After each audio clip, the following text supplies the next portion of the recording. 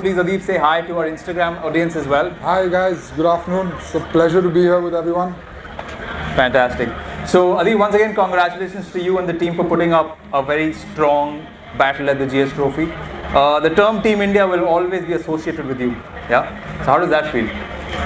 It's a matter of great pride to be able to represent your country around. And when someone looks at you, they say, "Oh, he's from Team India." So the opportunity for us to showcase to the best adventure riders in the world that the talent and the heart for Indians riding motorcycles exists, and to put that on display was a matter of pride which I'm sure I will never get to experience ever again in my life. So I was very, very, very proud at that moment. Guys, just for information, other countries we've been selling the GS motorcycle. You have to come a little closer. In other countries we've been selling GS motorcycles for ages. Yeah. In India we just started selling GS about 6 years back. So for us to stand up and fight with the Germans and the South Africans, it's a great deal. And we actually did a very, very good job with the GS Trophy. So please do watch videos at YouTube, etc. You'll get a better idea of what I'm talking about. So in your own words, Adib, what is GS Trophy and what does it stand for you, according to you, now that you've experienced it?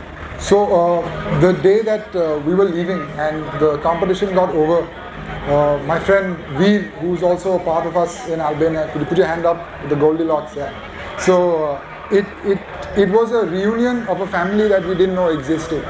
And 7 days later, it felt like you shared a bond that you knew everybody for literally a lifetime. There was just love between all the competitors. It didn't feel like a competition at the end. It actually felt like a massive riding experience that didn't matter what your standing was at the end, but the fact that you got to represent your country and ride with the best in the world it's an experience that is very difficult to put into words.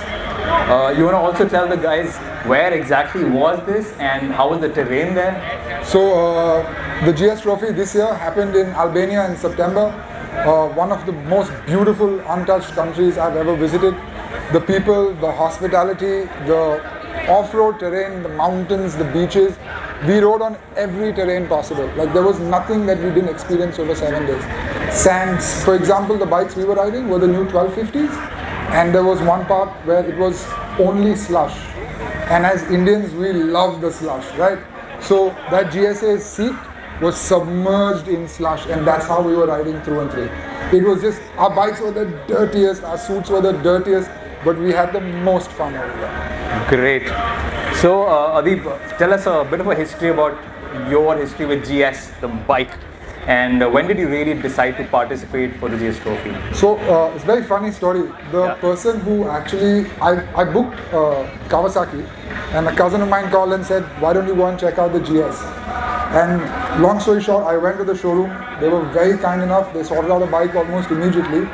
And after I bought the bike, Sagar is here. And Sagar told me, "Sir, why don't you try and go for the GS Trophy qualifiers in 2017 in Goa?" And I literally just got the 2018. I just got the bike. Right. Oh, Goa. Right. In Goa. 2018. Yeah. Yes. So that was the one for New Zealand. Correct. And that is when I experienced the camaraderie and the love between the Motorrad community. And the first round I qualified for the finals, but it was a great learning experience. And because the experience was so nice, I literally put in my mind day in, day out that no matter what happens, the next GS Trophy, we give it everything. And long story short, it panned out that way. So I'm very grateful. Very grateful. Awesome. Adib, any moment that you will cherish from your GS Trophy in Albania, and any funny stories or interesting stories about your teammates?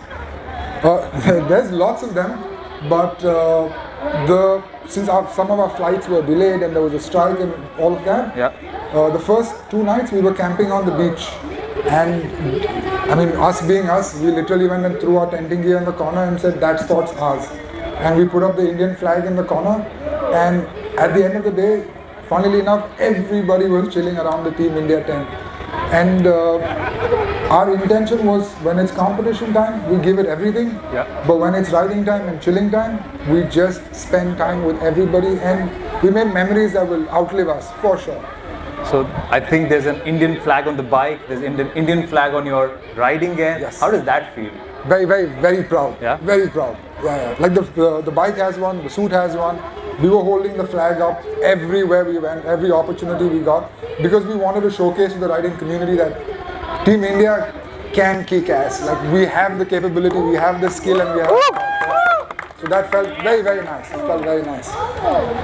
My next question is, how did you really train for this? I'm sure we also tried to help with the GS experiences, but how else did you train and what was your whole training schedule like? My first off-road experience was in 2018 at the GS Trophy Qualifier in Goa. I had never ridden off-road before in my life. And then after that happened, I experienced the GS Experience training days for a couple of trainings. And then Motorrad India was kind enough to send us to Himachal on a 7-day epic riding trail. And once that was done, it sort of put us into a place where we knew where we need to stand physically.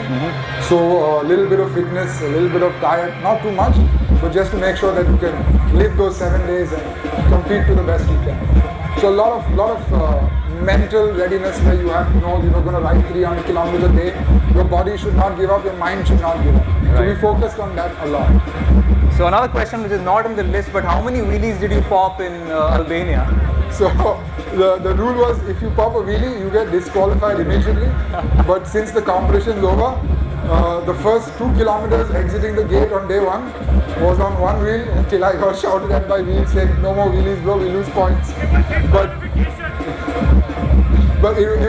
the bikes, our bikes have done 3 kilometers in total. They were brand new. Wow. You could not resist. You could not resist. No. So a couple of wheelies here and there was great fun.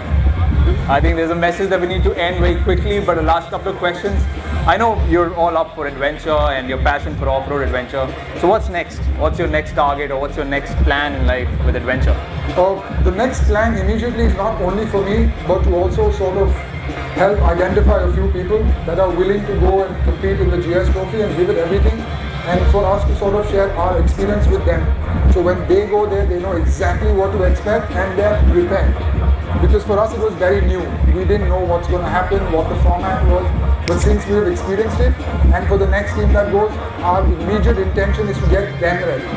Right. That's what it is. But otherwise, riding happens every day. I take the GS out every day without fail. Awesome.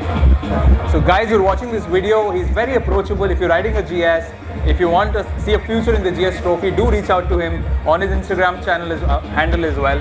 So I'm sure Adib can help you with any tips or tricks as well. Anything. And finally, what message would you like to give your supporters and aspirers for the prestigious GS Trophy?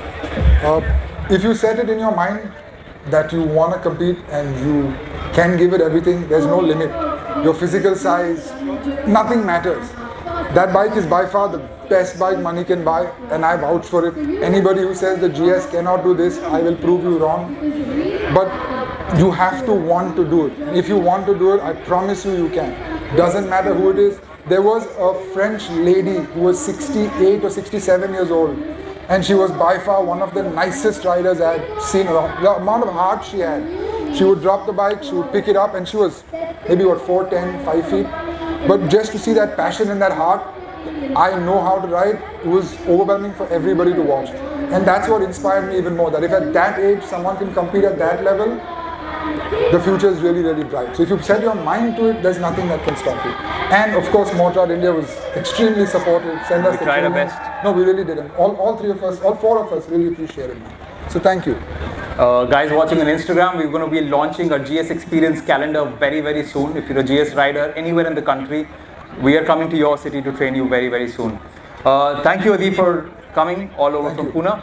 So it was fantastic to see you. Absolute pleasure. Thank you very much. Thank you guys. Thank you for your time.